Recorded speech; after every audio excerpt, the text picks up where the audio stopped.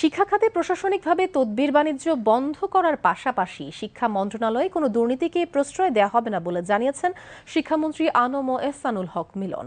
আজ সচিবালয়ে নিজ মন্ত্রণালয়ের সভাকক্ষে সংবাদ সম্মেলনে তিনি কথা বলেন। দাবি আদায়ে শিক্ষকদের আর রাজপথ দখল করে আন্দোলন করতে হবে না বলেও জানান শিক্ষামন্ত্রী। এছাড়া ইংলিশ মিডিয়াম স্কুলগুলোকে শিক্ষা মন্ত্রণালয়ে অধীনস্থ করার পরিকল্পনা রয়েছে বলে জানিয়েছেন শিক্ষামন্ত্রী। শিক্ষা খাতে বরাদ্দ বাড়িয়ে জিডিপির ৫% উন্নীত করা হবে বলে সংবাদ সম্মেলনে জানিয়েছেন শিক্ষা প্রতিমন্ত্রী ববি হাজ্জাজ। আপনি শিক্ষকতা করবেন, ক্লাসরুম ছেড়ে আন্দোলন করবেন, এটা তো হতে পারে না। আপনাদের দাবি দেওয়া যেভাবে আসা সেভাবে আসবে, আমরা সেগুলিকে অ্যাড্রেস করব। এমন তো না আমরা অ্যাড্রেস করছি না, আমরা করব। কিন্তু রাজপথ দখল করে তো দাবি দেওয়া আদায় করার কোনো প্রয়োজন নেই, কারণ আমরা দাবি দেওয়া আদায় করতে করতে এইটুকু পর্যন্ত এসছি।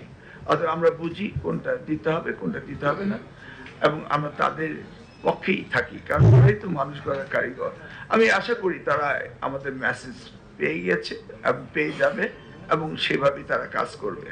এখানে কেউ অন্যায় করবে তার পানিশমেন্ট হবে না, এটা এমন কোনো ব্যবস্থা থাকতে পারে না, হতেই হবে।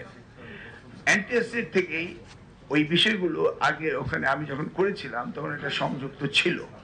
ট্রান্সফার, পানিশমেন্ট, রিক্রুটমেন্ট এগুলি ছিল, সেগুলো অনেকটা ক্ষয়িষ্ণু হয়ে গিয়েছে। এখন আমরা আবার এটাকে রিভিউ করে আবার পুনরায় আমরা এটাকে অ্যাডপ্ট করে নেব।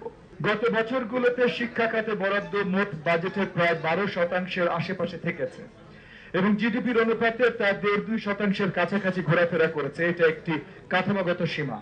কিন্তু আমাদের সরকারের, বিশেষ করে মাননীয় প্রধানমন্ত্রী জনাব তারেক রহমানের নীতিগত অবস্থান পরিষ্কার। শিক্ষা খাতে বরাদ্দ জিডিপির 5% নিয়ে যাওয়া, এটি আমাদের নির্বাচনী অঙ্গীকার।